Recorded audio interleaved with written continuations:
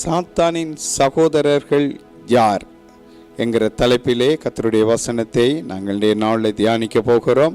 அதற்கு ஆதாரமாய் நீதிமொழிகள் 18ஆம் அதிகாரம் 9ஆம் வசனத்தை வாசிக்க கேட்போம். தன் வேலையில் அசதியாய் இருப்பவன் அலிம்பனுக்கு சகோதரன். தன் வேலையில் அசதியாய் இருக்கிறவன் அலிம்பனுக்கு சகோதரன். இந்த அலிம்பன் என்கிற வார்த்தைக்கு பாவிக்கப்படுற ஆங்கில சொல் டெஸ்ட்ராயர், அதாவது அழிக்கிறவன் என்று அர்த்தப்படுகிறது. யோவான் 10ஆம் அதிகாரத்திலே ஆண்டவராகிய இயேசு கிறிஸ்து இப்படியாய் சொன்னார், திருடன் திருடவும் கொல்லவும் அழிக்கவும் வருகிறானே அன்றி வேறொன்றுக்கும் வரான் என்று. அந்த இடத்திலே சொல்லப்படுகிற ஆள் பிசாசை குறித்து சொல்லுகிறார் கர்த்தர். அவை இயேசு கிறிஸ்து சொல்லுகிறார், சாத்தான் அழிக்கிறவன் என்று சொல்லி அலிம்பன் என்கிற வார்த்தைக்குரிய அர்த்தமாயிருக்கிறது. அப்போ இந்த சாத்தானுக்கு யார் சகோதரனாய் இருப்பார்கள் இந்த வசனம் சொல்லுகிறது. அசதியாய் இருக்கிறவர்கள் சாத்தானுடைய சகோதரர்கள் என்று வேதம் சொல்லுகிறது. ஆவிக்குரிய வாழ்க்கையிலும் சரி, ஊழியத்திலும் சரி, எந்த காரியத்தில் ஆனாலும் தேவனை அறிந்த பிற்பாடு, அதாவது ரட்சிக்கப்பட்டு மனம் திரும்பி ரட்சிக்கப்பட்டு குணப்பட்ட பின்பாடு அசதியாய் இருக்கிறபடி சாத்தான் கிரியை செய்து ஒரு மனுஷனை அசதியாக்கி அந்த மனிதனை தன்னுடைய சகோதரனாய் மாற்றுகிறதுல பிசாசு அன்று தொடக்கம் இன்று வரையும் கிரியை செய்கிறது அறிந்திருக்கிறோம். ஆனால் நாங்கள் அசதியாக இருக்கிறதுக்கு நிறைய காரணங்களை சொல்லி கொண்டே போகிறோம். அதுவும் சாத்தானுடைய தந்திரங்களில் ஒன்றாக இருக்கிறது. சபையில் அவர்களுக்கு கொடுக்கப்பட்ட வேலையில் அசதியாக இருக்கின்றவர்கள் சாத்தானின் சகோதரனாக இருக்கின்றார்கள். சில பேர் பெண்கள் சகோதரியாக இருக்கலாம், ஆண்கள் சகோதரர்களாக இருக்கலாம். ஆகவே உங்களுக்கு கொடுக்கப்பட்ட ஊழியத்தில், கொடுக்கப்பட்ட வேலையில் நீங்கள் அசதியாய் இருப்பீர்களானால் நீங்கள் சாத்தானுடைய சகோதரன், நண்பன் அல்லது ஒரு உறவு முறையை சேர்ந்ததுக்கு ஒப்பான வார்த்தை சகோதரன். அப்படியான ஒரு நெருக்கமான ஒரு உறவுக்குள்ளே சாத்தான் அப்படிப்பட்ட ஆக்களை வைத்திருக்கிறான். ஆகவே இந்த தெய்வ செய்தியை கேட்குற நீங்கள் உங்களை சோதித்து பாருங்கள். நீங்கள் சபையில் உற்சாகமாக இருக்கிறீங்களா, இல்லை அசதியாக இருக்கிறீங்களா? அல்லது உங்களுக்கு கொடுத்த ஊழியத்தை அசதியாக செய்கிறீங்களா, இல்லை உற்சாகமாக செய்கிறீங்களா? உற்சாகமாக செய்தால் ஆண்டவருடைய சகோதரனாய் இருப்பீங்க. அசதியாய் செய்தால் சாத்தானுடைய சகோதரனாய் சகோதரியாய் நீங்கள் இருப்பீங்க. ஜெபத்தில் அசதியாக இருக்கிறீங்களா, உபவாசத்தில் அசதியாக இருக்கிறீங்களா, வேதம் வசனங்களை கேட்கறதுல அசதியாக இருக்கிறீங்களா, வேதத்தை வாசித்து அதன்படி செய்கிற காரியங்களில் இப்படி இருக்கிறீங்க, இவைகளை ஜெபிக்கும் போது நித்திர வருகிறது அவங்களுக்கு. இப்படிப்பட்ட சூழ்நிலைகளை கவனித்து பாருங்கள். நீங்கள் சாத்தானுடைய சகோதரனாக இருக்கிறீர்களா அல்லது கர்த்தருடைய சகோதரனாக இருக்கிறீர்களா என்பதை நீங்கள் அறிந்து கொள்ள வேண்டும். இன்னொரு வசனத்தை நாங்கள் வாசிப்போம். மத்தேயு சுவிசேஷம் 28ஆவது அதிகாரம் 10ஆம் வசனம். அப்பொழுது இயேசு அவர்களை நோக்கி, பயப்படாதிருங்கள், நீங்கள் போய் என் சகோதரர் கலீலியாவுக்கு போகும்படி அவர்களுக்கு சொல்லுங்கள், அங்கே அவர்கள் என்னை காண்பார்கள் என்றார். ஆண்டவராகிய இயேசு கிறிஸ்து உயிர்த்தெழுந்த பிற்பாடு தன்னுடைய சீஷர்களை குறித்து அவர் சொல்லுகிறார். அவருடைய அப்போஸ்தலர்களை குறித்து ஒரு செய்தியை சொல்லுகிறார். அவர்கள் என்னுடைய சகோதரர்கள் என்று சொல்லுகிறார். என்னுடைய சகோதரர், என் சகோதரர் கலிலேயாவுக்கு போகும்படி அவர்களுக்கு சொல்லுங்கள் என்று சொல்லி ஒரு அறிவிப்பை அனுப்புவதை பார்க்கிறோம். நீங்கள் இயேசு கிறிஸ்துவுக்கு சகோதரர்களா அல்லது சாத்தானுக்கு சகோதரர்களா என்பதை ஆராய்ந்து பாருங்கள். தேவனுக்கு ஊழியம் செய்யும்படி அழைக்கப்பட்ட அப்போஸ்தலர்கள், சீசர்கள் இயேசு கிறிஸ்துவுக்கு சகோதரர்கள் என்று கர்த்தர் சொல்லுகின்றார். அவர்களை சாத்தான் அசதியானவர்களாக்கி தனக்கு சகோதரர்களாக மாற்றுகிறபடி அவன் முயற்சிக்கிறான். அவனுடைய முயற்சியை நீங்கள் தோற்கடித்து இயேசு கிறிஸ்துவுடைய சகோதரர்களாய் தொடர்ந்து நீங்கள் இருக்க வேண்டும். இல்லாவிட்டால் உங்களுடைய முடிவு பரிதாபமாய் போய்விடும். ஆகவே சாத்தானுக்கு சகோதரனாய் இருக்கிறவன் பரலோகத்துக்குள்ளே பிரவேசிக்க முடியாது. சாத்தான் எங்கே இருப்பானோ அங்கே தான் அவனும் இருப்பான். ஆகவே இயேசு கிறிஸ்துவுக்கு சகோதரனாய் இருக்கிறவர்கள் இயேசு கிறிஸ்து எங்கே இருப்பாரோ அங்கே அவர்களும் அவரோட கூட இருப்பார்கள். ஆகவே இதை நீங்கள் தீர்மானித்து கொள்ள வேண்டும். தொடர்ந்து இவைகள் சம்பந்தமான வேத வசனங்களை நாங்கள் தியானிக்க போகிறோம். ஆகவே கவனமாய் அதை கேளுங்கள். 1 தீமோத்தேயு 4:14 வாசிக்க கேட்போம். மூப்பராகிய சங்கத்தார் உன்மேல் கைகளை வைத்தபோது தீர்க்க தரிசனத்தினால் உனக்கு அளிக்கப்பட்ட வரத்தை பற்றி அசதியாயிராதே. மூப்பராகிய சங்கத்தார் உன்மேல் கைகளை வைத்தபோது தீர்க்க தரிசனத்தினால் உனக்கு அளிக்கப்பட்ட வரத்தை பற்றி அசதியாய் இராது என்று அப்போஸ்தலனாகிய பவுல் தீமோத்தேயுக்கு எழுதுகிறார். பாருங்கள், தீமோத்தேயு எப்படிப்பட்ட ஒரு ஆள் என்று, அவரையும் இந்த அசதியின் ஆவி தாக்கி அவர் எப்படிப்பட்ட சூழ்நிலைக்குள்ள போயிருக்கிறார். பவுல் அப்போஸ்தலனால் உருவாக்கப்பட்ட தீமோத்தேயு கர்த்தர் கொடுத்த வரங்களை பயன்படுத்தாமல் அது அசதியாக விட்டுவிட்டார். அதனால் அசதியாய் இருக்கக்கூடாது என்று புத்தி சொல்லுகின்றார். வரங்களை ஊழியத்தில் பாவிக்க வேண்டும், ஆனால் அநேகர் வரங்களை பெற்றும் அதை பயன்படுத்தாமல் அசதியாக இருக்கின்றார்கள். இதனால் சபையின் வளர்ச்சி பாதிக்கப்படுகின்றது. தேவனுடைய ஊழியக்காரன் தீமோத்தேயு இப்போது சாத்தானுக்கு சகோதரனாகின்ற ஒரு நிலைமைக்கு வந்துவிட்டார்.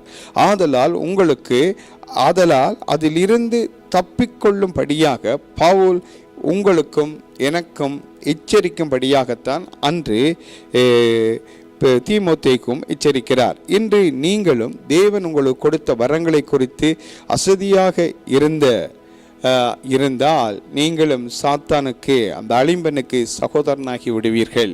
இப்படி நீங்களும் நானும் ஊழியங்களை அல்லது எங்களுடைய ஆவிக்குரிய காரியங்களில் அசதியாக இருப்பதினால இப்படிப்பட்ட காரியங்கள் நடக்கின்றது. ஆக உங்களுடைய வாழ்க்கையை குறித்து சிந்தித்து பாருங்கள். உங்களுக்கும் தேவனுக்குமான உறவில், உங்களுக்கும் தேவனுக்குமான ஆவிக்குரிய வழி நடத்தலில் இதை கவனித்து பாருங்கள். கர்த்தரோடு இசைந்திருக்கிறவன் அவருடனே ஒரே ஆவியாய் இருக்கிறான் என்று வேதம் சொல்லுகிறது. ஆகவே கர்த்தரோடு ஒரே ஆவியாக இருக்கிற ஒரு மனுஷன் கர்த்தரோடு இசைந்திருக்கிறவனா இருக்கிறான். அப்படி இருக்கிற ஒரு மனுஷன் எப்பொழுதும் உற்சாகமான ஆவியிலே இருப்பான். தாவீது சொல்லுகிறார் சங்கீதத்திலே, உம்முடைய உற்சாகமான ஆவி என்னை தாங்கும்படி செய்யும். ஏனென்றால் அவர் பாவம் செய்ததினாலே, பத்சேபாளுடைய காரியத்திலே அவர் பாவம் செய்து தவறினபடினாலே தாவீது இப்படி ஒரு கேள்வியை கேட்கிறார் ஆண்டவரிடம். என்ன கேட்கிறார் அவர்? அவருடைய கேள்வி என்ன? அவர் அந்த பாவத்தினால் அவர் பாதிக்கப்பட்டு அவருடைய ஆவிக்குரிய ஜீவியத்தில் அவர் அசதியாயிட்டார். ஜெபத்தில் அசதியாக இருக்கக்கூடும். அவர் பாடல்களை எழுதுகிற ஒரு ஊழியத்தை செய்தார், அதில் அசதியாக இருந்திருக்கக்கூடும். தீர்க்க தரிசனம் சொல்லுகிற ஒரு தீர்க்கதரிசியாக கூட அவர் இருந்தார், அதில் கூட அவர் அசதியாக இருந்திருக்கக்கூடும். இப்படி அவருடைய ஆண்டவருக்கும் அவருக்குமாய் ஒன்றாய் இருக்கிற அந்த உறவில் எங்கேயோ ஒரு இடத்துல தாவீது ராஜா அசதியாக இருந்திருக்கக்கூடும். ஆகவே இப்பொழுது அவர் உணர்வடைந்து அவர் கேட்குற கேள்வி, ஆண்டவரே உம்முடைய ஆவியானவர் என்னை செம்மையான வழியில் நடத்துவாராக, என்னை உம்முடைய உற்சாகமான ஆவி என்னை தாங்கும்படி செய்யும் என்று சொல்லி கேட்கிறார். இந்த உற்சாகமான ஆவி இருக்கிறவங்க எப்பொழுதும் அசதியாக இருக்க மாட்டாங்க. அவங்க எப்பொழுதும் ஜெபம் பண்ணுவாங்க, எப்பொழுதும் வேதம் வாசிப்பாங்க, உபவாசம் இருப்பாங்க, அல்லது உபவாச கூட்டங்களுக்கு போவாங்க, ஆராதனைகளை தவற விடாமல் போவாங்க. ஒவ்வொன்றுக்கும் ஒரு காரணம் சொல்லுகிறவளாய் அவர்கள் இருக்க மாட்டாங்க. இயேசு கிறிஸ்து சிறு வயதில் இருந்தபோது அவர் பிதாவுக்கு அடுத்தவைகளை நான் இருக்க வேண்டியது இல்லையாண்டு அவருடைய பெற்றோர்களை பார்த்து அவர் கேட்ட வசனத்தை அறிந்திருக்கிறீங்க. அவர் உற்சாகமான ஆவி இருக்கும்போது எவருடைய ஆவியை அவர்கள் எழுப்பப்பட்டு அவர்கள் உந்தி தள்ளப்பட்டு ஆலயத்துக்கு வருகிறார்களோ அவர்கள் தேவனுடைய ஆவியினால் நடத்தப்படுகிறார்கள். அவர்களுக்குள்ள சோர்வோ அல்லது அசதியோ பலவீனங்களோ இருக்காது. அவர்களுக்குள்ள என்ன பலவீனங்கள் இருந்தாலும் கர்த்தருடைய பலன் அந்த பலவீனத்திலே அவர்களை தாங்கி பலப்படுத்தி அவங்களை வழிநடத்தி செல்லும் என்று அறிந்திருக்கிறோம். ஆதலால் நீங்கள் அருமையான தேவனுடைய பிள்ளைகளே, நீங்கள் அசதியாக இருக்கிறீங்களா, நீங்கள் எந்த நிலையில் இருக்கிறீங்க என்பதை நீங்கள் கவனித்து பார்க்க வேண்டும். நீங்கள் உங்களை சோதித்து ஆராய்ந்து பார்த்து கர்த்தரிடத்தில் நீங்கள் மனம் திரும்ப வேண்டும் என்று கர்த்தர் விரும்பி இதை அறிவிக்கிறார். அசதியாக இருக்கிற எந்த மனுஷனானாலும் சரி, எந்த மனுஷியானாலும் சரி, அல்லது எந்த ஊழியக்காரனானாலும் சரி, ஊழியக்காரியானாலும் சரி, விசுவாசியானாலும் சரி, அவர்கள் சாத்தானுடைய சகோதரர்கள் என்பதில் நீங்கள் சந்தேகப்பட தேவையில்லை. ஆனால் தீமோத்தேயு தான் பெற்றுக்கொண்ட வரத்தை கூட பயன்படுத்தாமல் அசதியாக இருந்து விட்டார் என்று வேதத்திலே வாசிக்கிறோம். பவுலினால் தனக்கு அடுத்த கட்டத்துக்கு கொண்டு வரும்படி, தனக்கு பிற்பாடு இந்த பகுதிகளை ஊழியங்களை கட்டி எழுப்பும்படி பவுல் நினைத்து உருவாக்கி வழிநடத்தி கொண்டு வந்த தீமோத்தேயுக்குள்ளே வரங்களை குறித்து ஒரு அசதி இருந்தது. இன்றைய நாளில் உலகத்தில் இருக்கிற ஆவிக்குரிய திருச்சபைகளை கவனித்து பார்த்தால் எல்லா சபைகளிலேயும் பரிசுத்தாவினுடைய வரங்களை காண முடியாது. ஒரு சில சபைகளில் அல்லது சில சபைகளில் ஆவியானவருடைய வரங்களை குறித்த காரியங்கள் இருக்கும், செயல்படும் கிரியைகள் உண்டாகும். ஆவியானவர் பிதாவையும் குமாரனையும் வரங்கள் மூலமாய் மகிமைப்படுத்தி கொண்டிருக்கிறதை காண முடியும். ஆனால் சில சபைகளிலே வரங்களை குறித்த எந்த விதமான அக்கறையும் இல்லாமல் பெற்றுக்கொண்டாலும் கர்த்தர் கொடுத்திருந்தாலும் அதை பயன்படுத்தாமல் அப்படியே அசதியாய் அதை குறித்த கரிசனை அற்றவர்களாய் அவர்கள் அதை விட்டு காணப்படுகிறார்கள். இப்படிப்பட்டவர்கள் சாத்தானுடைய சகோதரர்கள் என்று வேதம் சொல்லுகிறது. அதனால் அருமையான ஊழியக்காரிய விசுவாசியை இப்படிப்பட்ட ஒரு சூழ்நிலையில் நீங்கள் இருப்பீங்களானா நீங்கள் சாத்தானுடைய சகோதரனாக இருந்து கொண்டு பரலோகத்தை எப்படி வாஞ்சிப்பீர்கள், எப்படி பரலோகத்துக்குள்ளே போகலாம் என்று நீங்கள் நினைப்பீர்கள், எப்படி பரலோகம் உங்களுக்கு வாக்குத்தத்தம் பண்ணப்பட்டது என்பதை உறுதி செய்து கொள்வீர்கள். ஆதலால் இன்றைய நாளில் மனம் திரும்பி உங்களோட பகுதிகளில் உங்களுக்கு பெற்றுக்கொண்ட வரங்களை அனல் மூட்டி எழுப்பிவிடுங்கள். அதை பயன்படுத்துங்கள். அநேகர் சுகமாகலாம், அநேகர் விடுதலை அடையலாம். பல காரியங்களை செய்யக்கூடிய 9 விதமான வரங்கள் இருக்கிறது. அந்நிய பாஷை பேசுகிற வரம், வியாக்கியான வரம், தீக தரிசன வரம், குணமாக்கும் வரங்கள், அற்புதங்களை செய்கிற சக்தியாகிய வரம், விசுவாச வரம், அறிவை உணர்த்தும் வசனம், ஞானத்தை போதிக்கும் வசனம், ஆவிகளை பகுத்தற வரம் என்று 9 வரங்கள் இருக்கிறது. இதை 3 பிரித்து நீங்கள் கவனித்தும் பார்க்கலாம். இப்படியாக இருக்கிற இந்த வரங்களை உங்களோட ஊழியத்தில் பயன்படுத்துகிறீங்களா? உங்களோட சபையில் இப்படிப்பட்ட வரங்கள் கிரியை செய்கிறதா? இந்த 9 வரங்களில் எந்தெந்த வரங்கள் பயன்படுத்துகிறீங்க? அவைகள் எப்படி இருக்கிறது? தேவன் கொடுத்ததை பரிசுத்த ஆவியானவர் வரும்போது அவனவன் கிரியைகளுக்கு தக்கதாய் பலனளிக்கிறவர் இயேசு என்று வேதம் சொல்லுகிறது. ஆனால் பரிசுத்த ஆவியானவர் வரும்போது என்ன செய்கிறார்? அவர் வரும்போது தம்முடைய சித்தப்படி வரங்களை பைந்தளிக்கிறார் என்று 1 கொரிந்தியர் 12ஆம் அதிகாரத்திலே இருந்து 14ஆம் அதிகாரம் வரையும் வாசித்து பாருங்கள். அநேக ஆவிக்குரிய வரங்களை குறித்த விளக்கங்களும் அதை குறித்த கருத்துக்களும் அதிலே சொல்லப்பட்டு பவுல் அப்போஸ்தலனால் எழுதப்பட்டிருக்கிறதை அறிந்திருக்கிறீங்க. உங்களுடைய சபை வரங்கள் இல்லாத சபையானால் அசதியான சபை. அந்த சபை அழிம்பனுக்கு சகோதரன் சாத்தானுடைய சகோதரனுக்கு ஏற்ற சபை. தேவன் ஆவியானவர் வரும்போது வரங்களை அவர் கொடுக்காமல் இருப்பதில்லை. ஒரு சபைக்கு கொடுத்து ஒரு சபைக்கு கொடுக்காத பட்சபாதம் உள்ள ஆவியானவர் கிடையாதவர். அவர் பட்சபாதம் இல்லாதவர். வரங்கள் எல்லாம் ஜோதிகளின் பிதாவினிடத்திலிருந்து இறங்கி வருகிறது. அவரிடத்தில் யாதொரு பட்சபாதமோ அல்லது குறைவுகளோ கிடையாது. அவனுக்கு தேவன் அவனவனுடைய பிரயோஜனத்துக்கென்று வரங்களை பகிர்ந்தளிக்கிறார் என்று வேதம் சொல்லுகிறது. ஆகவே அப்படி இல்லாவிட்டால் அந்த சபைகளை சாத்தான் தன்னுடைய சகோதரனுடைய சபையாய் மாற்ற விரும்புகிறான் என்பதை நீங்கள் நினைத்து கொண்டு வரங்களை பெற்றுக்கொள்ள வேண்டும்.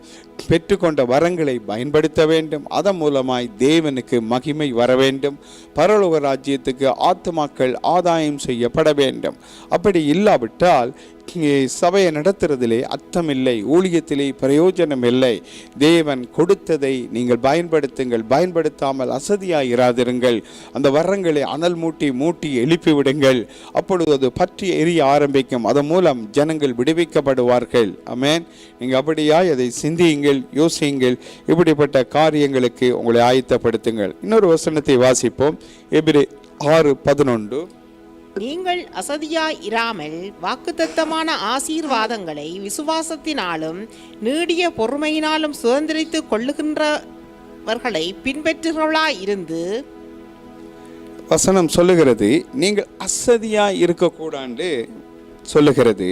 வாக்குத்தத்தமான ஆசீர்வாதங்களை விசுவாசத்தினாலும் நீடிய பொறுமையினாலும் நீங்கள் அதை சுதந்திரித்துக் கொள்றவங்களை பார்த்து அதன்படி பின்பற்றினால் நீங்கள் அதை பெற்றுக்கொள்ளலாம். தேவன் உங்களை ஆசீர்வதிப்பேன் என்று வாக்களிச்சிருப்பார். உங்களை சுகமாக்குவேன் என்று வாக்களிச்சிருப்பார். உங்களுக்கு சபை இருந்திருந்தால் உங்களோட சபைக்கு 1000 ஆத்துமா தருவேன் என்று வாக்களிச்சிருக்கலாம். உதாரணத்துக்கு சொல்லுகிறேன். உங்களோட ஊழியத்தில் பெரிய காரியங்கள், அற்புதங்கள், அடையாளங்கள் நடக்கும் என்று தேவன் வாக்களித்திருக்கலாம். இந்த சபையிலே தீக தரிசனங்களை உரைக்கிறவர்களை எழுப்புவேன் என்று கர்த்தர் வாக்களித்திருக்கலாம். ஒரு எழுப்புதலை தருவேன் என்று வாக்களித்திருக்கலாம். இப்படி பலவிதமான காரியங்களை கர்த்தர் உங்களுக்கு கொடுத்திருக்கிறார். ஆசீர்வாதங்கள், உங்களுக்கு நிறைவான ஆசீர்வாதங்கள், ஆவிக்குரிய உன்னதத்துக்குரிய ஆசீர்வாதங்கள், பூமிக்குரிய ஆசீர்வாதங்கள், சரீரத்துக்குரிய ஆசீர்வாதங்கள் என்று பலவிதமான ஆசீர்வாதங்களை தேவன் உங்களுக்கு வாக்களித்திருக்கிறார். இந்த வாக்குத்தத்தங்களை அல்லது அந்த வாக்குத்தத்தமாய் கொடுக்கப்பட்ட ஆசீர்வாதங்களை நீங்கள் சுதந்திரிக்கிறதுல அசதியாக இருக்கக்கூடாது வேதம் சொல்கிறது. எப்படி அப்படியாம் வாக்குத்தத்தமான ஆசீர்வாதங்களை விசுவாசத்தினாலும் அடுத்தது பொறுமையினாலும் நீங்க பெற்றுக்கொள்ள வேண்டுமா? தேவன் சொன்னதை செய்வார், அதை தருவார் என்கிற விசுவாசம் உங்களுக்கு ஆண்டவர் மேல இருக்கணும். ரெண்டாவது, அதை பெற்றுக்கொள்ளத்தக்கதான காத்திருக்கத்தக்கதான ஒரு பொறுமையும் இருக்க வேண்டும். இந்த ரெண்டும் இல்லாமல் சொன்ன வாக்குத்தத்தத்தையும் விசுவாசியாமல் பொறுமையும் இல்லாமல் இருந்து நீங்கள் அசதியாய் இருப்பீங்க. அது வந்தாலும் ஒன்று, வராவிட்டாலும் ஒன்று, தேவன் கொடுத்தாலும் ஒன்று, கொடுக்காவிட்டாலும் ஒன்று என்கிற ஒரு அர்த்தம். யோபு ஒரு வார்த்தை சொல்லுகிறார், கர்த்தர் கொடுத்தார், அவர் எடுத்தார், அவருடைய பரிசுத்த நாமத்துக்கு ஸ்தோத்திரம். ஒரு தவறான கருத்து யோபு சொல்லுகிறார். யோபுவால் அதை அறிந்திருக்க முடியவில்லை. கர்த்தர் கொடுத்தார், அது உண்மை. யோபுவை கர்த்தர் ஆசீர்வதித்தது முழுவதும் உண்மை. ஆனால் யோபுட வாழ்க்கையிலிருந்து எந்த ஆசீர்வாதத்தையும் கர்த்தர் எடுக்கவில்லை. எடுத்தது சாத்தான். அதை அறிய முடியவில்லை யோபுவால். கர்த்தர் எடுக்கிறார் என்றே அவர் நினைத்து கொண்டிருந்தார். கர்த்தர் அப்படிப்பட்ட தெய்வம் கிடையாது. ஏனென்றால் திரும்பவும் யோபுவை அவர் இரட்டிப்பாய் ஆசீர்வதித்து கொடுத்தார் என்று யோபிடமிருந்து அவர் பறிக்கவில்லை, எடுக்கவில்லை. அதே போல் உங்களுடைய வாழ்க்கையில தேவன் தந்த வாக்குத்தத்தங்கள், சபைகளுக்கு தேவன் கொடுத்த வாக்குத்தத்தங்கள், ஊழியங்களுக்கென்று, ஊழியர்களுக்கென்று, குடும்பங்களுக்கு, பிள்ளைகளுக்கென்று தேவன் கொடுத்த அந்த அருமையான வாக்குத்தத்தங்கள், அந்த துண்டை குலுக்கிட்டு ஒரு தட்டில் வச்சு ஜனவரி மாதம் 1ஆம் தேதி அப்படியே வைப்பாங்க. அதை வந்து ஒவ்வொருத்தராக எடுத்துகிட்டு போவாங்க. அதில் ஒரு வசனம் வரும் பாருங்க. அப்படிப்பட்ட வாக்குத்தத்தங்களை குறித்து இது பேசவில்லை. இந்த வாக்குத்தத்தம் தேவன் நேரடியாக உங்களோடு பேசுவது, அல்லது தேவன் தம்முடைய தீர்க்கதரிசிகளை கொண்டு பேசுவது, அல்லது நீங்கள் ஜெபம் பண்ணும்போது உங்களோடு பேசுவது, வேதம் வாசிக்கும் போது தேவன் உங்களுக்கு வாக்களித்து பேசுவது, இப்படிப்பட்ட காரியங்கள் மூலமாய் உங்களுக்கு கொடுக்கப்படுகிற வாக்குத்தத்தத்தை குறித்து தான் இவைகள் சொல்லப்படுகிறது. ஆதலால் அருமையானவர்களே, நீங்கள் ஜாக்கிரதையாக இருங்கள். தேவன் சொன்னாரே எனக்கு செய்யவில்லையே, தேவன் தருவேன் என்று சொன்னாரே, தேவனுடைய பண பிரச்சனையை சந்திக்கிறேன் என்று சொன்னாரே, தேவன் குடும்ப பிரச்சனை தீர்க்கிறேன் என்று சொன்னாரே, என்னுடைய பிள்ளைகளுடைய படிப்பு காரியங்களை தேவன் சரி செய்வேன் என்று சொன்னாரே, ஆசீர்வதிப்பேன் என்று சொன்னாரே, எனக்கு ஒரு வேலையை தருவேன் என்று சொன்னாரே, எனக்கு வீசா தருவேன் என்று சொன்னாரே, எனக்கு வீடு கட்ட உதவி செய்வேன் என்று சொன்னாரே என்று சொல்லி சொல்லி சொல்லி நீங்கள் சொல்லலாம். ஆனாலும் வேதம் என்ன சொல்லுகிறது என்பதை நீங்கள் கவனிக்க வேண்டும். வேதத்தில் நீங்கள் தெரிந்து கொள்ள வேண்டிய காரியம் என்னவென்றால், நீங்கள் அசதியாய் இருந்து கொண்டு தேவனை குற்றப்படுத்தக்கூடாது. நீங்கள் அசதியாய் இருப்பீர்கள். ஆலய ஆராதனையில் அசதியாக இருப்பீங்க, அல்லது வராமல் இருப்பீங்க, உபவாச கூட்டங்களுக்கு வராமல் இருப்பீங்க, ஜெப கூட்டங்களுக்கு வராமல் இருப்பீங்க, தேவனை தேடுறதில் அசதியாக இருப்பீங்க, விசுவாசத்தில் நீங்கள் குறைஞ்சி போவீங்க, அல்லது விசுவாசத்தை விட்டு விலகி கொண்டிருப்பீங்க, பொறுமை இல்லாதபடி அவசரப்பட்டு டென்ஷன் பட்டு குழம்பிக் கொண்டிருப்பீங்க. இந்த நிலையில் இருந்து கொண்டு நீங்கள் தேவன் வாக்குத்தத்தம் பண்ணின அந்த ஆசீர்வாதங்களை தரவில்லை என்று சொல்லுவீங்க. நீங்கள் அசதியாய் இருக்கும் வரைக்கும் எந்த விதமான வாக்குத்தத்தங்களையும் நீங்க சுதந்திரித்துக் கொள்ள முடியாது. தேவன் அளித்த வாக்குகள் எதையும் நீங்க பெற்றுக்கொள்ள முடியாது. ஆம் அருமையானவர்களே, நீங்கள் தேவன் சொன்னவைகளை உங்களோட வாழ்க்கையில நிறைவேற்றிக் கொள்ள வேண்டுமென்றால் அசதியை விட்டு நீங்க உற்சாகத்துக்குள்ள வரணும். அசதியின் ஆவியை விரட்டி அடித்து உற்சாகமான ஆவி என்னை தாங்கும்படி செய்யும் என்று தாவீது கேட்டார் என்று நான் உங்களுக்கு சொன்னேன். உற்சாகத்தின் ஆவி என்று ஒன்று இருந்தால் அசதியின் ஆவி என்று ஒன்று இருக்கிறது என்பதை அதனுடைய எதிர்பகுதியா இருக்கிறது இல்லையா, அது இருக்கிறது என்பது மறைவானதா இருக்கிறது. அசதியின் ஆவி, இந்த அசதியின் ஆவியை பெற்ற எந்த மனுஷனும் சாத்தானுடைய சகோதரனா இருக்கிறான். இவன் வாக்குத்தத்தம் பண்ணப்பட்டதை பெற்றுக்கொள்ள ஒருபோதும் முடியாது.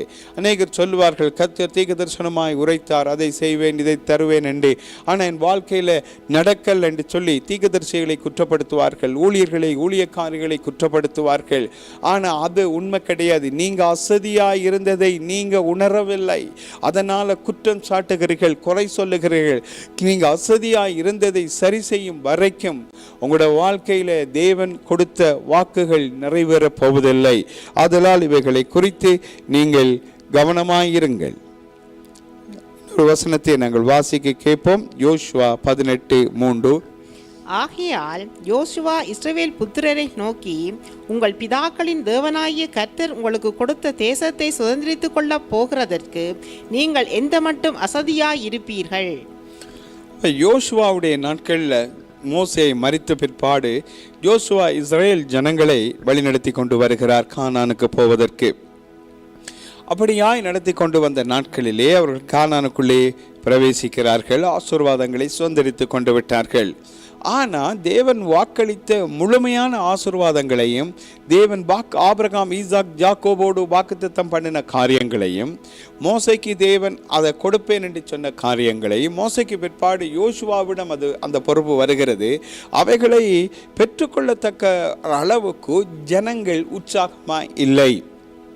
ஏனென்று சொன்ன அந்த வசனம் சொல்லுகிறது, கொடுத்த தேசத்தை, அதாவது சபையை, ஆத்துமாக்களை, கிரியைகளை சுதந்திரித்து கொள்ள போகாமல் அசதியாய் இருக்கின்ற சபைகள் சாத்தானுக்கு சகோதரர்களான சபைகள் தான்.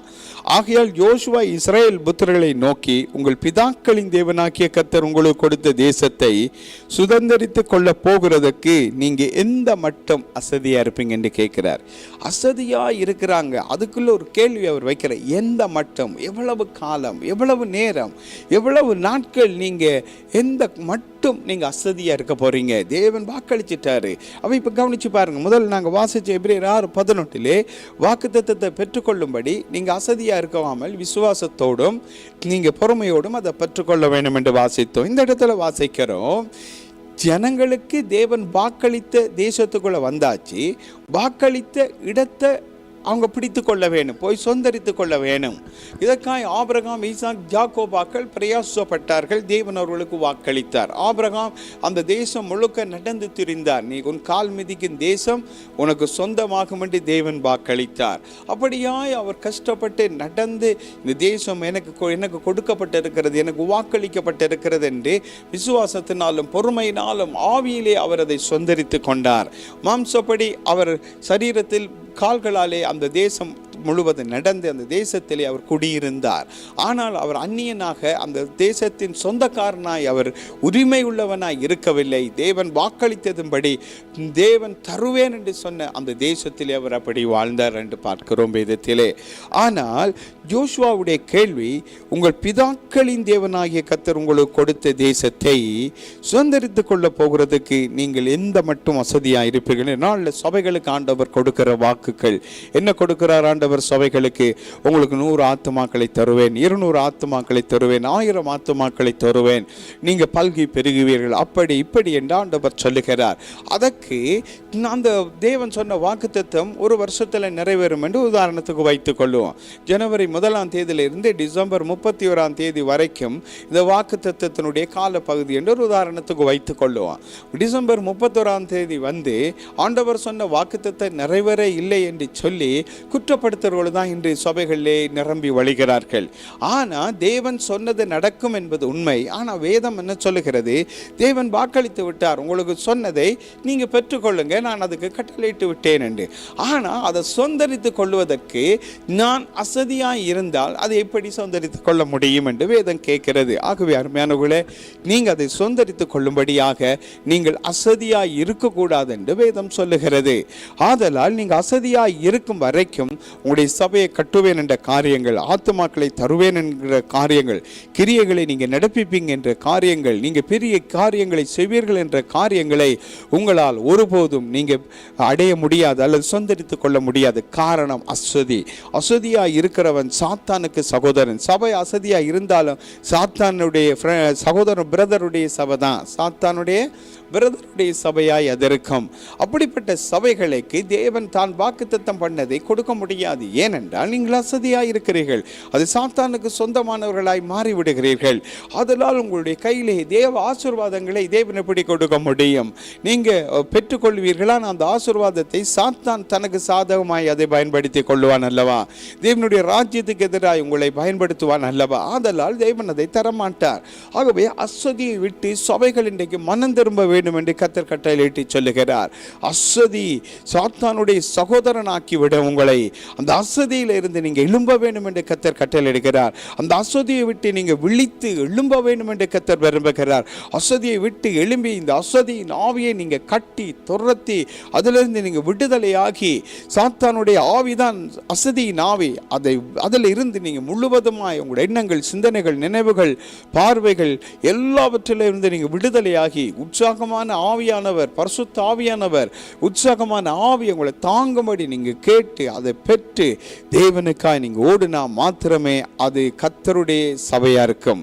நீங்கள் கர்த்தருடைய சகோதரனாய் இருப்பீங்க. இல்லாவிட்டால் சாத்தானுடைய சபையும் சாத்தானுடைய சகோதரனுமாய் நீங்கள் காணப்பட போறீங்க. நீங்கள் பாஸ்டராக இருக்கிறீங்க அல்லது சபைக்கு ஒரு பொறுப்பு வகிக்கிறவராக இருக்கிறீங்க. நீங்கள் அதை தெரிந்து கொள்ள வேண்டும், நீங்கள் அதை புரிஞ்சு கொள்ள வேண்டும். நீங்கள் அப்படி புரிந்து கொள்ளாவிட்டால், தெரிந்து கொள்ளாவிட்டால் உங்களால் இந்த காரியங்கள் இந்த விடுதலை அடைய முடியாது. அசதியாகத்தானே இருக்க முடியும், வேறு என்ன செய்ய முடியும், எல்லா பக்கமும் பிரச்சனை என்று நீங்கள் சொல்லி விடுவீங்க. இதுதான் சாத்தானுடைய தந்திரங்கள். இந்த தந்திரங்களை நீங்கள் விட்டு வெளியே வரணும். தேவன் சொன்னதை செய்வார். அசதியை விட்டு நீங்கள் மனம் திரும்பும்படியான ஒரு கடைசி நேரத்தில் வந்து நிற்கிறீங்க. ஏனென்றால் இது கடைசி காலமாக இருக்கிறது. தேவன் வாக்களித்த காரியங்களை நிறைவேற்ற போகிற நேரம் வந்து விட்டது. ஆதலால் இந்த நேரத்தில் அசதியாக இருக்கக்கூடாது. நீங்கள் விழித்து கொள்ள வேண்டும் என்று வேதம் எதிர்பார்க்கிறது. தேவன் அப்படி விரும்புகிறார். ஆகவே அருமையான தேவனுடைய ஊழியர்களே, ஊழியக்காரர்களே, விசுவாசிகளே, உங்களுடைய வாழ்க்கையை சிந்தித்து பாருங்கள், உங்களுடைய ஊழியத்தை சிந்தித்து பாருங்கள், உங்களுடைய ஆவிக்குரிய ஜீவியத்தை சிந்தித்து பாருங்கள்.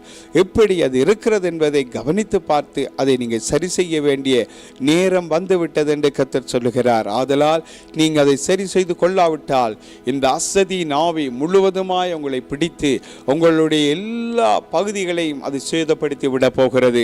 சாத்தான் அதுக்கு ஆயத்தமாகி விட்டான். ஆதலால் கர்த்தராகிய ஆண்டவர் நீங்க அதை விட்டு வெளியே வந்து உற்சாகமான ஆவியினால நிரப்பும்படி அவர் காத்திருக்கிறார், விரும்புகிறார். நீங்கள் மனம் திரும்ப வேண்டியதுதான் நீங்க செய்ய வேண்டிய ஒரே காரியமாய் இருக்கிறது. இன்னொரு வசனத்தை நாங்கள் வாசிக்க கேட்போம். நியாயாதிபதிகள் 18ஆம் அதிகாரம் 9ஆம் வசனம். அதற்கு அவர்கள், எழும்புங்கள், அவர்களுக்கு விரோதமாய் போவோம், வாருங்கள். அந்த தேசத்தை பார்த்தோம், அது மிகவும் நன்றாய் இருக்கிறது. நீங்கள் சும்மா இருப்பீர்களா? அந்த தேசத்தை சுதந்திரித்து கொள்ளும்படி புறப்பட்டு போக அசதியாயிராதீங்கள். சபையை கட்ட எழும்பாதவர்கள், சத்துருக்களுக்கு விரோதமாய் யுத்தம் பண்ண போக வராதவர்கள், சபையில் சும்மா இருப்பவர்கள், ஊழியத்துக்கு புறப்பட்டு போகாமல் அசதியாய் இருப்பவர்கள் சாத்தானுடைய சகோதரர்களாத்தான் இருக்கிறார்கள் என்று வேதத்திலே வாசிக்கிறோம்.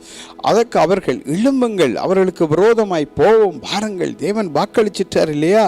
அந்த தேசத்தை பார்த்தோம், அது மிகவும் நன்றாயிருந்தது. நீங்கள் சும்மா இருப்பீர்களா?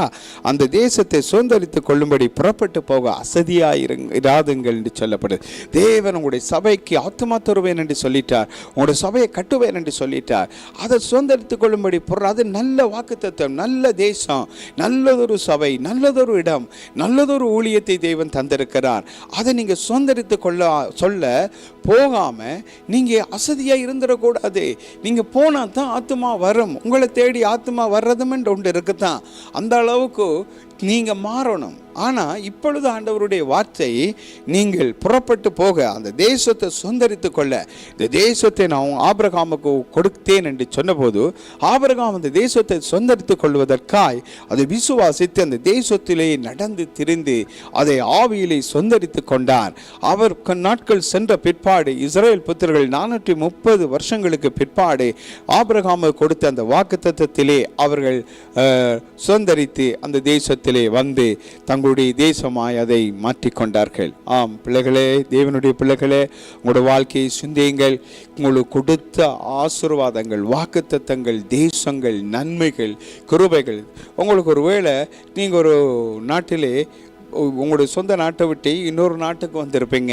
அந்த நாட்டில் உங்களுக்கு விசா தேவை என்று இருக்குது என்று வைத்துக் கொள்ளுங்கள். அந்த விசாவை நீங்கள் பெற்றுக்கொள்ள வேணும். ஆனால் தேவன் சொல்லுகிறார், தேசத்தின் நன்மையினாலே நான் உங்களை நிரப்புவேன், தேசத்தின் நன்மையை நீங்கள் புசிப்பீர்கள், தேசத்தின் ஆசீர்வாதங்களை நான் உங்களுக்கு தருவேன் அப்படி என்று சொல்லி கர்த்தர் உங்களுக்கு வாக்களித்திருக்கிறார். விசா தருவேன் என்று சொல்லியிருக்கிறார். ஆனால் விசா வரும் என்று சொல்லி நீங்கள் லெட்டர் பாக்ஸை பார்த்து கொண்டு இப்போ வெள்ளடிப்பான் போஸ்ட்மேன் வந்து காத்து கொண்டு இருப்பீர்களானால் உங்களால் பெற்றுக்கொள்ள முடியாது. முதலாவது அது ஆவியிலே நீங்கள் சொந்தரித்துக் கொள்ள வேண்டும். தேவனுடைய வாக்குத்தத்தங்கள் ஆவியா இருக்கிறது, ஜீவனாய் இருக்கிறது, அவருடைய வசனம். அதை நீங்கள் முதல் ஆவியிலே சொந்தரித்த பிற்பாடு அதை உங்களுடைய கைக்கு வரத்தக்கதான கிரியைகளை செய்யும்படி, நீங்கள் அசதியா இராதபடி அது சம்பந்தமான காரியங்களை செய்யும்படி முன்னேற வேணும். அரசாங்கம் சொல்லுகிறது, நீங்கள் வேலைக்கு போக வேண்டும் என்று சொல்லுகிறது, நீங்கள் படிக்க போக வேண்டும் என்று சொல்லுகிறது, நீங்கள் பாஷைகளை கற்றுக்கொள்ள வேண்டும் என்று சொல்லுகிறது, நீங்கள் உங்களுடைய சொந்த ஊதியத்தில் சொந்த வருமானத்தில் நீங்கள் வாழ பழக வேண்டும் என்றெல்லாம் பல பல நிபந்தனைகளை அவர்கள் கொடுப்பார்கள். தேசத்துக்கு விரோதமாய் தீங்கு செய்யக்கூடாது அப்படி என்றெல்லாம் பல காரியங்களையும் உடன் சொல்லுவார்கள். நீங்கள் என்ன சொல்லுவீங்க? நாங்கள் அவைகளை எல்லாம் செய்ய மாட்டோம், கர்த்தர் எங்களுக்கு தருவேன் என்று சொன்னார், அவர் தருவார், ஆகவே நாங்கள் காத்திருப்போம் என்று நீங்கள் சொல்லுவீங்க. இதே மாதிரி தான் ஒரு கதை உண்டு, எனக்கு ஞாபகம் வருகிறது, அதை உங்களோட பகிர்ந்து கொள்ளுகிறேன். சவுத் கொரியாவிலே ஒரு முறை வெள்ளம் வந்து அவர்களுடைய பகுதி எல்லாம் நல்லா வெள்ளத்தினால் மூடப்பட்டு மிகவும் மோசமான ஒரு பாதிப்பு உண்டாயிற்று. 2 தேவனுடைய பிள்ளைகள் தேவனுடைய சுவிசேஷ பணிக்காக இந்த வெள்ளத்துக்கு அடுத்த பக்கம் இருக்கிற பகுதியிலே அவர்கள் ஏற்கனவே ஊழியத்துக்காய் போய்விட்டார்கள். இப்பொழுது அந்த ஊழியத்தை அவர்கள் செய்துவிட்டு தாங்கள் இருக்கிற தங்களுடைய சொந்த ஊருக்கு திரும்ப வேண்டியதாக இருந்துச்சு.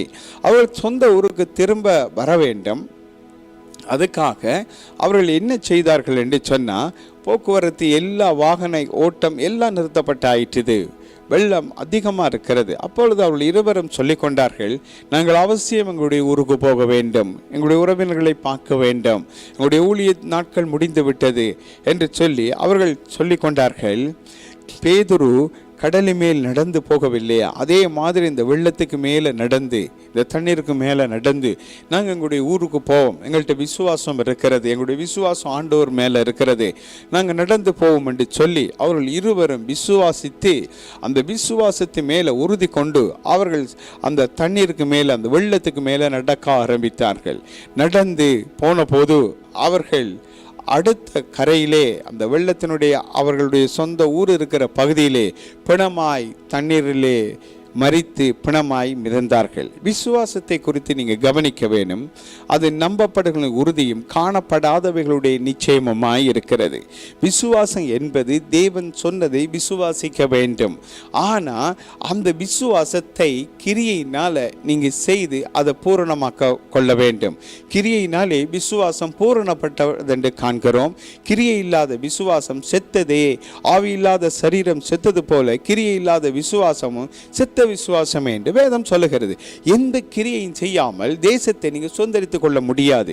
அதே போல இது அந்த காலத்தில் அவங்களுக்கு நடந்த சம்பவம். ஆனால் இந்த காலத்தில் இந்த தேசங்களில் வந்து குடியேறி இருக்கிற மக்கள் விசா பிரச்சனைக்காக அதிகமாக எதிர்நோக்குகிறார்கள். இந்த காலத்திலே அந்த நாட்டில் அதிக நாட்கள் தங்கி இருக்கக்கூடிய விசாக்கள், நிரந்தரமாக இருக்கக்கூடிய விசாக்கள், வேலை செய்யக்கூடிய விசாக்கள், இப்படி பல காரியங்களுக்காய் அவர்கள் அரசாங்க தயவுக்காய் போராடுகிறார்கள். ஆனாலும் கர்த்தர் வாக்களிக்கிறார், நாம் பீகாரிகளுடைய கண்களில் தயவை உண்டாக்கி அந்த தேசத்தின் நன்மையை நீங்கள் புசிக்கத்தக்கதாய் உங்களுக்கு வீசாவை தருவேன் என்று சொல்லுகிறார். ஆனால் இந்த வசனம் என்ன சொல்லுகிறது? வித்தியாசமாய் சொல்லுகிறது இல்லையா? அதற்கு அவர்கள் எழும்புங்கள் என்று சொல்லப்படுகிறது. எழும்புங்கள், அவர்களுக்கு விரோதமாய் போவோம், வாருங்கள், அந்த தேசத்தை பார்த்தோம், அது மிகவும் நன்றாயிருக்கிறது, நீங்கள் சும்மா இருப்பீர்களா? சும்மா இருப்பீர்களா? நீங்கள் சும்மா இருந்து கொண்டு கர்த்தர் சொன்னார் தேசத்தை சொந்தரிப்பாய், வீசா கிடைக்கும் என்று சொன்னார் என்று இருக்கிற மனுஷனே, மனுஷியே, தேவனுடைய பிள்ளைகளே, நீங்கள் யோசிக்க வேண்டும். தேவன் சொல்லுவதை நீங்கள் சும்மா இருப்பீர்களா என்று கேட்கிறார். நீங்கள் சும்மா இருக்கிறீங்க. அவர் கேட்கிறார் இந்த வசனத்தில், நீங்கள் சும்மா இருப்பீர்களா? அந்த தேசத்தை சொந்தரித்து கொள்ளும்படி புறப்பட்டு போக அசதியாயிராதிருங்க. தேசம் எதை எதை செய்தால் எதையெல்லாம் தரமண்டு தேசம் வாக்களித்திருக்கிறது. உங்களுக்கு வீசா தருவேன் என்று வாக்களித்திருக்கு. தேசத்தின் நன்மையை புசிப்பீர்கள். அதாவது உங்களுக்கு உணவு, உங்களுக்கு தங்குறதுக்கு வீடு, இப்படிப்பட்ட எல்லா வசதிகளையும் அரசாங்கம் உங்களுக்கு செய்து தரும் என்று சொல்லியிருக்கிறது. ஆனால் அதுக்கு முதல் அந்த விசாவை நீங்கள் பெற்றுக்கொள்ள வேண்டும். அந்த விசாவை பெற்றுக்கொள்ள வேண்டும் என்றால் நீங்கள் என்ன காரியம் செய்ய வேண்டும்? நீங்கள் சும்மா இருக்கக்கூடாது வேதம் சொல்லு. நீங்கள் சும்மா இராமல் நீங்கள் புறப்பட்டு போக வேண்டும் என்று வேதம் சொல்லுங்க. அசதியாக இருந்து கொண்டு விசுவாசம் விசுவாசம் என்றால் விசுவாசம் செத்த விசுவாசம், அது கிரியை இல்லாத விசுவாசமே. ஆகவே நீங்கள் விசுவாசித்து கொண்டு இருக்கிற காரியம் உங்களுக்கு எப்படி நடக்கும்? ஆகவே கர்த்தர் எங்களுக்கு என்ன செய்தார்? தரவில்லை. கர்த்தர் சொன்னது நடக்கவில்லை. எங்களுக்கு வீசா கிடைக்கவில்லை. ரிஜெக்ட் பண்ணி விட்டார்கள். நாட்டை விட்டு போக சொல்லி விட்டார்கள். நாங்கள் என்ன செய்வோம்? ஆண்டவரில் தானே நம்பிக்கையாக இருந்தோம் என்று சொல்லி நீங்கள் இருப்பீங்க. அசதியாக இருக்கிறவன் அலிம்பனுக்கு சகோதரன், சாத்தானுடைய சகோதரன் என்று வேதம் சொல்லுகிறது. நீங்கள் சாத்தானுக்கு சகோதரனாக இருந்து கொண்டு தேவனுக்கு சகோதரனாக இருப்பது எப்படி? நீங்கள் ஜெபிக்கலாம், துதிக்கலாம், பாடலாம், என்ன ஊழியம் செய்யலாம், எது வேணுமென்றாலும் நீங்கள் செய்யலாம். ஆனால் உங்களோட வாழ்க்கையை நீங்க மாற்றிக்கொள்ளாத வரைக்கும் அந்த தேசத்தின் நன்மையை உங்களால் புசிக்க கூடாது இருக்கும். தேசத்தின் ஆசீர்வாதங்களை நீங்கள் காணக்கூடாது இருக்கும். தேவன் சொல்லுகிறார், அந்த அரசாங்க சட்டங்களுக்கு நீங்க கீழ்ப்படிய வேண்டும் என்று, மேலான அதிகாரத்துக்கு கீழ்ப்படிய வேண்டும் என்று. அரசாங்கம் சொல்வதும் அந்த அதிகாரங்களை கீழ்ப்படியாமல் நிற்கும் போது அதிகாரம் மனுஷனால் உண்டாகவில்லை, தேவனால் உண்டாயிருக்கிறது. தேவனுக்கே கீழ்ப்படியாதவர்களாய் இருந்து கொண்டு தேவன் சொன்னதை செய்வார் என்று சொல்லி நீங்கள் அசதியாய் இருந்து கொண்டு எப்படி வாக்குத்தத்தத்தை தேசத்தை சொந்தரித்துக் கொள்ளுகிற காரியங்களை உங்களால் பெற்றுக்கொள்ள முடியும் என்பதை நீங்கள் சிந்திக்க வேண்டும். இன்னொரு வசனத்தை நாங்கள் வாசிக்க கேட்போம். நீதிமொழிகள் 19ஆம் அதிகாரம் 15ஆம் வசனம். சோம்பல் தூங்கி விழப்பண்ணும், அசதியானவன் பட்டினியாயிருப்பான். சோம்பலாக இருக்கின்றவர்கள் ஜெபத்தில், ஆராதனையில், நித்திரையில் தூங்கி விழுகின்றவர்கள். சபை நல்ல போதனைகள் இல்லாமல் பட்டினியாய் கிடக்கின்ற சபைகளும் இருக்கின்றன. வரங்கள், ஆவிக்குரிய வரங்கள், கனிகள் இல்லாமல் ஆவிக்குரிய சகல விதமான காரியங்களிலேயும் பட்டினியாய் கிடக்கின்றார்கள். போதிய ஆத்துமாக்கள் இல்லாமல் ஆத்தும குறைவினாலே சபை ஆத்தும பட்டினியாய் இருக்கின்றது. எல்லாவற்றுக்கும் காரணம் அசதியாக இருந்து சாத்தானுக்கு அவர்கள் சகோதரர்களானார்கள். ஜனத்திரட்சி ராஜாவுக்கு மகிமை, ஜனக்குறைவு தலைவனின் முறிவு என்று வேதம் சொல்லுகிறது. அப்போ ஆவிக்குரிய ஒரு பட்டினியாய் இருக்கு. அசதியானவன் பட்டினியாய் இருப்பான். கருத்து என்ன? ஆவிக்குரிய வாழ்க்கையிலையும் சரி, தனிப்பட்ட வாழ்க்கையிலையும் சரி, சிலர் சுறுசுறுப்பாக இருந்து எறும்பிடம் போய் சுறுசுறுப்பை கற்றுக்கொள், அதனிடமிருந்து ஞானத்தை கற்றுக்கொள் என்று வேதம் சொல்லுகிறது. அது மாரி காலத்துக்கு தேவையான ஆகாரத்தை கோடை காலத்தில் சேர்த்து வைக்கிறது. ஒரு சிறிய ஒரு சின்ன ஒரு குட்டியாக இருக்கிறது ஒரு எறும்பு. அந்த எறும்புக்கு அவ்வளவு ஞானம் இருக்கிறதாம். மனுஷனுக்கு ஞானம் இல்லை. ஏனென்றா அவன் கடன் வாங்குறதிலே அவன் கைதேர்ந்தவனாக இருக்கிறான். ஏனென்றா அவன் திருப்பி கொடுக்க போவதில்லை என்றது அவனுடைய விசுவாசம். ஆகவே இப்படிப்பட்ட ஒரு சூழ்நிலையிலே வாழ்ந்து கொண்டு எப்படி நீங்கள் செயல்பட முடியும்? எப்படி நீங்கள் ஊழியத்தை கட்ட முடியும்? எப்படி சபையை கட்ட முடியும்? அப்போ சோம்பல் தூங்கி விழ பண்ணும், அசதியானவன் பட்டினியாக இருக்கிறான். எந்த சபை அசதியாக இருக்கிறதோ அந்த சபை பட்டினி போடப்பட்ட ஒரு சபை. சாப்பாடு இல்லாமல் பட்டினியாக இருக்கிற மக்கள் என்ன செய்வாங்க? அவங்களுடைய சரீரத்தில் இருக்கிற எல்லாம் அப்படியே வற்றி போய் எலும்புகள் வெளியில் தெரியும்.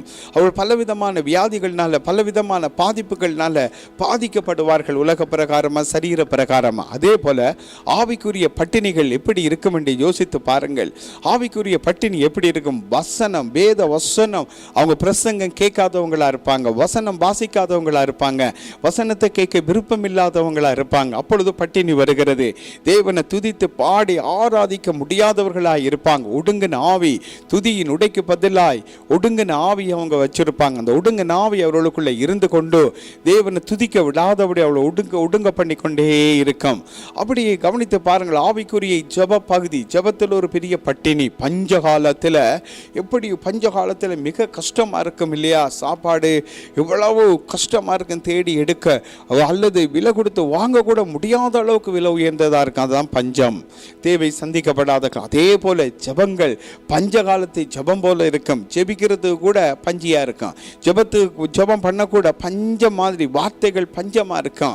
ஜபித்து தேவனிடம் கேட்க விருப்பம் இல்லாமல் இருக்கும். உபவாசம் அப்படி இருக்கும். ஊழியங்கள் பஞ்சகாலத்து ஊழியம் போல பட்டினி கிடக்கும்.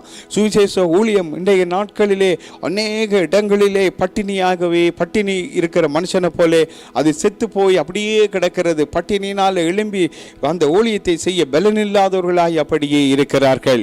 ஆகவே அருமான்கள், உங்களுடைய வாழ்க்கை எப்படி இருக்கிறது என்பதை சோதித்து பாருங்கள்.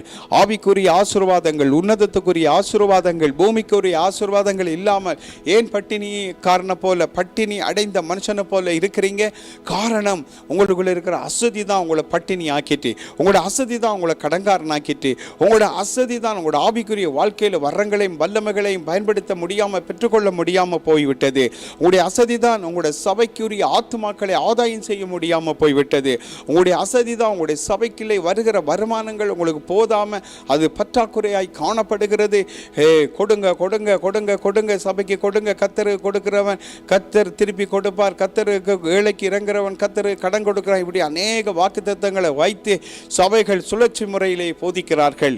ஜனங்களிடமிருந்து எப்படியாவது சபையின் தேவையை நாங்கள் வாங்கி கொள்ள வேண்டும் என்று. அப்படி அல்ல. சபை அந்த வழியில் கடந்து போக முடியாது. சத்தியத்தை அறிந்தவனுக்கு திரும்ப திரும்ப அதை சொல்ல வேணுமா?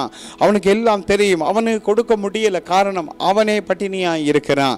இப்படிப்பட்ட சூழ்நிலைகள் தான் இருக்குது. எலியாவுடைய நாட்களை கவனித்து பாருங்கள். அவர் சாரிபாத் ஊருக்கு போகிறார். பஞ்சம் கொடியதாக இருக்கிறது. அங்கே ஒரு ஏழை விதவை பிறகு பொறுக்க வந்தா. அவள் பிறகு பொறுக்கிட்டு அவகிட்ட உருப்படி மாவு இருந்தது. அதில் ரொட்டியை, அது அப்பத்தை சுட்டு சாப்பிட்டு மரித்து போகலாம் என்று இருந்தபோது அங்கே எலியாங்கிற ஒரு தீர்க்கதரிசி வர, அவரும் பட்டினியில் இருக்கிறவர் போல. அவர் கேட்டால் அதில் ஒரு அப்பத்தை எனக்கு தான், ஆனால் கர்த்தர் உங்களை ஆசீர்வதிப்பார் என்று சொன்னார்.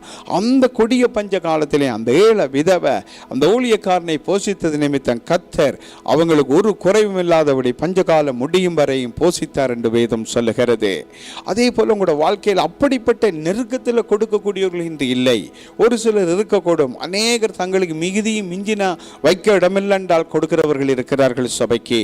ஆனால் நீ தேவனுடைய சபை பட்டினியாக இருக்கிறது, வருமானம் குறைவாக இருக்கிறது. தேவனுடைய சபைக்கு இருக்கிற தேவைகளை அந்த சபைக்கு வருகிற வருமானத்தினால சந்திக்க முடியாதபடி அவர்கள் காத்திருக்கிறார்கள். ஆண்டவரே, இந்த மாதம் இந்த பண தேவை இருக்கிறது, இதை கொடுக்க வேண்டும், இந்த தேவைகளை சந்தியுங்க. அவங்க சொல்லுவாங்க, மிகுந்த நெருக்கத்தின் மத்தியில், மிகுந்த கஷ்டத்தின் மத்தியில், மிகுந்த கடன் பிரச்சனையின் மத்தியில் இந்த ஊழியத்தை நாங்கள் செய்கிறோம். எங்களுடைய தேவைகள் சந்திக்கும்படி ஜெபிங்க, நாங்கள் உங்களுக்கு ஜெபிக்கிறோம், அவங்க ஜெபிக்கிறாங்க. இப்படித்தான் இந்த உலகம் ஓடிக்கொண்டிருக்கிறது. இந்த உலகத்தில் ஊழியம் இந்த வகையாய் சென்று கொண்டிருக்கிறது. அப்போ அசதியாய் இருக்கிறவன் பட்டினியாக இருக்கிறான். அவன் ஏன் இந்த குறைவுகள் எல்லாம் வருகிறது? இந்த பட்டினியின் அனுபவம் ஏன் ஆவிக்குரிய ஜீவியத்தில் வருகிறது என்றால், எங்களுடைய வாழ்க்கையிலேயும் என்னுடைய வாழ்க்கையிலேயும் நடக்கிற ஒரு மிக முக்கியமான ஒரு காரியம் பட்டினியாக இருக்கிற காரியம், பற்றாக்குறையான காரியம், தேவை சந்திக்கப்படாத ஒரு ஜெபம். காரணம், அசதியான ஜெபம், அசதியான ஆவிக்குரிய ஜீவியம் அப்படிப்பட்ட காரியத்தை செய்யும். ஆதலால் நீங்கள் ஜாக்கிரதையாயிருந்து மனம் திரும்புங்கள். சாத்தானுக்கு சகோதரனாகாமல் இயேசு கிறிஸ்துவாகிய ஆண்டவருக்கு நீங்கள் சகோதரராக வேண்டும் என்று வேதம் சொல்லுகிறது. இன்னும் ஒரு வசனத்தை நாங்கள் வாசிப்போம். 2 நாளாகமம் 29:11, அதுடன் மல்கியா 3:18, அதுடன் வெளிப்படுத்தல் 8:3. என் குமாரரே, இப்பொழுது அசதியாயிராதேயுங்கள். நீங்கள் கர்த்தருக்கு பணிவிடை செய்யும்படி அவருக்கு முன்பாக நிற்கவும், அவருக்கு ஊழியம் செய்கிறவர்களும் தூபம் காட்டுகிறவர்களுமாய் இருக்கவும் உங்களை அவர் தெரிந்து கொண்டார் என்றான். தேவனுக்கு ஊழியம் செய்கின்றவனுக்கும் அவருக்கு ஊழியம் செய்யாதவனுக்கும் இருக்கிற வித்தியாசத்தை திரும்பவும் காண்பீர்கள். வேறொரு தூதனும் வந்து தூபங்காட்டும் பொற்கலசத்தை பிடித்து பலிபீடத்தின் படியிலே நின்றான். சிங்காசனத்துக்கு முன்பாக இருந்த பொற்பீடத்தின் மேல் சகல பரிசுத்தவான்களுடைய ஜெபங்களோடும் செலுத்தும்படி மிகுந்த தூபவர்க்கம் அவனுக்கு கொடுக்கப்பட்டது. இந்த 3 வசனங்களையும் கவனித்து பாருங்கள். வேதம் தெளிவாய் சொல்லுகிறது, என் குமாரரே, இப்பொழுது அசதியாயிராதேயுங்கள். தகப்பன் தன் பிள்ளைகளுக்கு சொல்லுகிறார், நீங்கள் கர்த்தருக்கு பணிவிடை செய்யும்படி அவருக்கு முன்பாக நிற்கவும், அவருக்கு ஊழியம் செய்கிறவர்களும் தூபம் காட்டுறவர்களுமாய் இருக்கவும் உங்களை அவர் தெரிந்து கொண்டார் என்றான். அப்போ தகப்பன் தன் மகன்மாருக்கு, தன் பிள்ளைகளுக்கு போதிக்கிற ஒரு காரியம், நீங்கள் கர்த்தருக்கு முன்பாக நிற்க, அவருக்கு ஊழியம் செய்ய, அவருக்கு தூபம் காட்ட தெரிந்து கொள்ளப்பட்டவர்கள். ஆகவே நீங்கள் அந்த ஊழியத்தில் அசதியாக இருந்து விடக்கூடாது என்று தகப்பனுக்கு இந்த அசதியை குறித்த நல்ல அறிவு இருந்தது.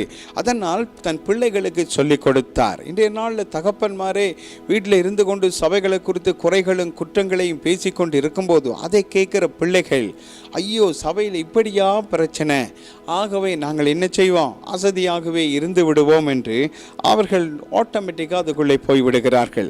கர்த்தருக்கு பணிவிடை செய்யாதவர்கள், தேவனுக்கு முன்பாக நிற்காதவர்கள். கர்த்தருக்கு பணிவிடை, சாமுவேல் என்னும் பிள்ளையாண்டான் கர்த்தருக்கு, ஏலிக்கு முன்பாய் கர்த்தருக்கு பணிவிடை செய்தான் என்று வேதம் சொல்லுகிறது. ஏதாவது ஒரு ஊழியத்தை சபையிலே நீங்கள் செய்யலாம். தனியாக பிரசங்கம் பண்ண வேணும், துதி செய்ய வேணும், பாட வேணும், அப்படி என்று கிடையாது. ஏதாவது ஒரு வேலையை நீங்கள் சபைக்கு செய்யலாம். அந்த பணிவிடை தான், அதுக்கு பேர் பணிவிடை என்று வேதம் சொல்லுகிறது. அப்போ கர்த்தருக்கு பணிவிடை செய்யாதவர்களும் தேவனுக்கு முன்பாய் நிற்காதவர்கள். தேவனுக்கு முன்பாய் எப்படி சொல்லுகிறது வேதம், கவனித்து பாருங்கள். இனி விடிய காலமே ஆயத்தமாகி சீனாய் மலை மலை மேல் ஏறி வந்து அங்கே என் சமூகத்திலே எனக்கு முன்பாக நில் என்று மோசைக்கு சொல்லுகிறார். அப்படியாய் ஜெப நேரத்திலே கர்த்தருக்கு முன்பாக நிற்கத்தக்கதாய் ஒரு ஊழியக்காரன், ஒரு ஊழியக்காரி, ஒரு விசுவாசி இருக்க வேண்டும். அப்படி இல்லாதவர்கள் சாத்தானுடைய சகோதரர்கள். கர்த்தருக்கு பணிவிடை செய்யும்படி அழைக்கப்பட்டு அதை செய்யாதவர்கள் சாத்தானுடைய சகோதரர்களாய் இருக்கிறார்கள். தேவனுக்கு ஊழியம் செய்யாதவர்களும் தூவம் காட்டாமல், தூவம் காட்டுவது எதை குறிக்கிறது? ஜெபங்கள் என்று சொல்லி வெளிப்படுத்தல் 8:3 வாசிக்கிறோம். அப்ப ஜெபிக்காதவர்கள் எப்படிப்பட்டவர்களாம்? சாத்தானுடைய சகோதரர்கள்.